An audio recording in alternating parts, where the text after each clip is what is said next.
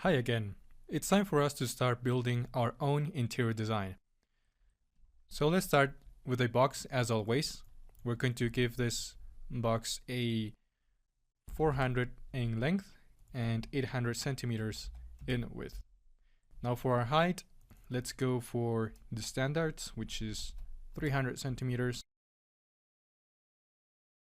Maybe 300, it's a bit too much. Let's go for 280 and right click and convert to edit poly. Now, first of all, I'm going to start designing the windows for this interior so that we have some exterior light coming through our interior space. Then we will model our door and then start building some furniture inside it. So let's grab both of these lateral faces. Now let's right click and inset them to give some kind of offset to it. And let's go for around 20 centimeters. Now let's go to F3 and let's delete these two faces like so. I don't want any symmetry to be going on in here. So what I'm going to do, just grab my edge here and let's bring this all the way to our midpoint. So let's go to our front view. Let's change this to orthographic and more or less just locate it here at the midpoint. Let's get rid of that grid. Now what I want to do is just to detach this inferior face. So let's go to our edit geometry and detach. I don't want to detach it as element or clone, so let's click OK. Alright, you're going to see why in a bit. Now the second step is to add some thickness to this interior. So let's go to our shell modifier and let's add a 15 centimeters for the outer amount. Make sure that down here you have the straightened corners because you can see how this produces this distortion on the faces and we don't want that obviously. So straighten corners like so. Now you see why we detached this inferior face, because if we add a shell modifier to this one too, so let's just copy, and by the way you can just copy and paste some modifiers into other geometries. You see that it makes no sense to have it this way or either way. So we're going to just delete this for now. Now what we are going to do is to flip this face. So we are actually going to flip this later and we're going to be seeing why do we need to flip this bottom face. And if you want to know, if we grab our polygon selection, down here in edit polygons, we can see that there's a flip option. We're not going to do it yet because I want to show you why we need to do that. Now the next step is for us to start building our window frames. So for this, I'm going to just convert this to an edit poly because I'm not going to further edit this as it is right now. So right click and convert to edit poly. Now let's select our edges. You can double click to ring it. And if I go to my edit edges, let's create a shape from the selection as always. Pick the linear option and there we go. Now for the editable spline, we already know what to do with it. Let's go to our renderings and enable in viewport and also enable it in the renderer for now.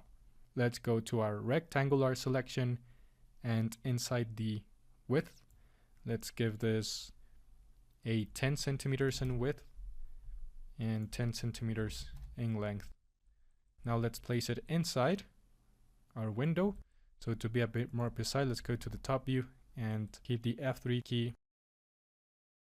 Now let's go ahead and do the same thing for our second void. Press the 2 key, double click, create shape from selection, and now if we click OK, we're going to be having the same values.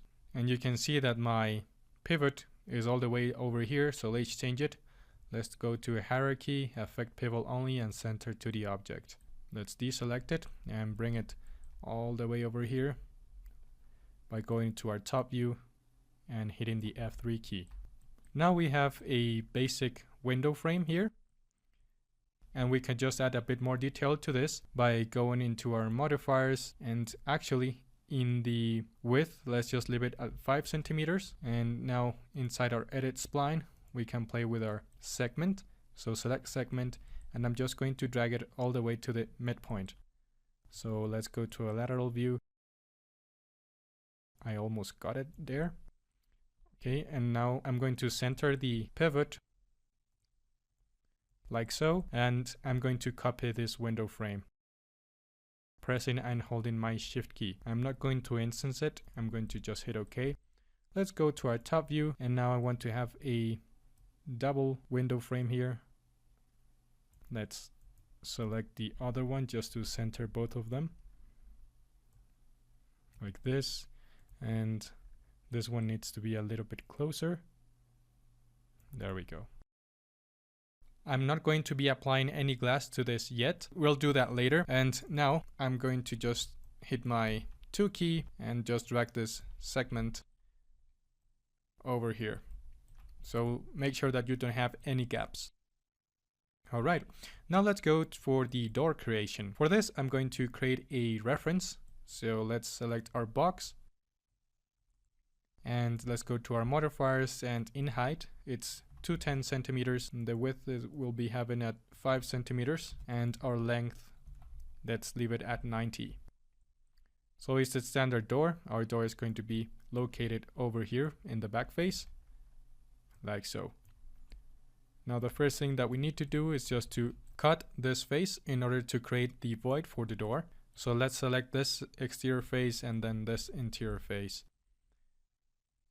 Now let's go to our edit geometry, and inside edit geometry we're going to find our slice plane. So I'm just going to slice it until I get the right proportions for this splitting. Okay, we can also just hit our S key to snap it to the top and slice it. Now I'm going to rotate, and you could either do this by using the slice plane or the connect tool, but this time we're just going to be using the slice plane like so. Now let's select the move key and snap it right there, slice it, and now for the other side of the door, slice it. Okay, let's deactivate the slice plane, and now the only thing that I left to do is just to bridge these two faces. So I'm going to grab my door, unselect my snaps, and drag it all the way over here so that I can see what I'm doing. Alright, and now let's go to our edit polygons and bridge them together, and that's all to it. Now let's grab this door and push it over here. Let's go to our top view just to see if we're doing it right. Center it right in the middle, and now right click and hide unselected so that we isolate this. Now the other shortcut that you could do to isolate this by pressing and holding the Alt plus Q keys. Alt plus Q if you don't want to right click and hide unselected. Now let's give some detail to this door. So let's convert it to an edit poly first, and let's grab these two edges and these ones over here too from the other side and connect them. I'm going to connect them 4 times. Alright, so you can see that I have 4 different faces now, and I just want to give them a little bit of a gap there. So let's leave it at 30 for the gap and check. Now I'm going to do the same for this ones.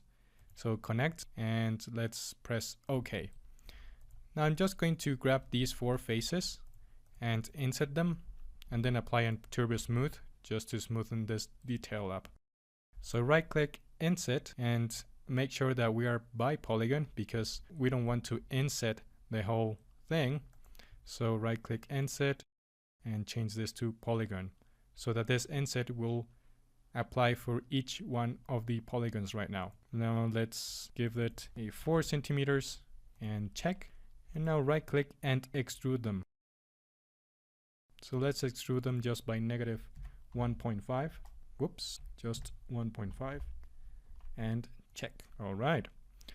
There we have a small detail for this door. We also need the door handle, and door handles are usually 80 to 90 centimeters in height. So let's get a box to have it as a reference, and I'm just going to go to its modifiers and apply this by 85 centimeters. That's a bit too low. Let's go for 90.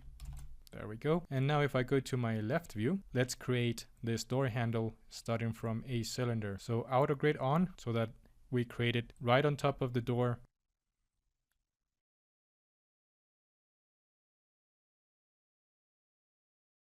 Let's right click this, convert to edit poly, and actually before that let's just create more sides to this so that it looks a bit more smooth. So we can try 34. Okay, and now let's right click, convert it to an edit poly,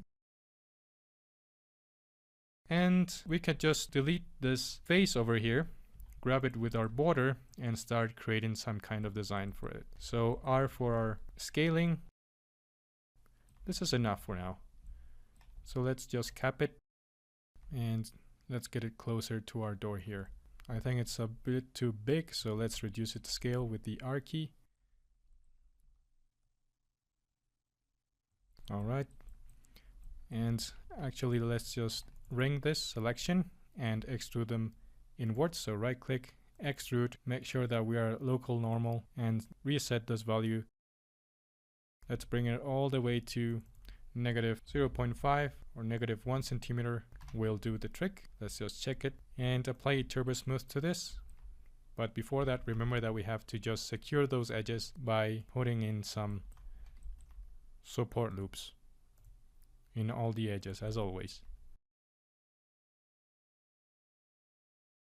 There we go. Alright, now apply turbo smooth to this, maybe some more iterations, and it's looking pretty nice. Now the same thing to this door. So let's put in some support loops there on all of the sides and also on the horizontal sides. There we go. And again, apply turbo smooth to this.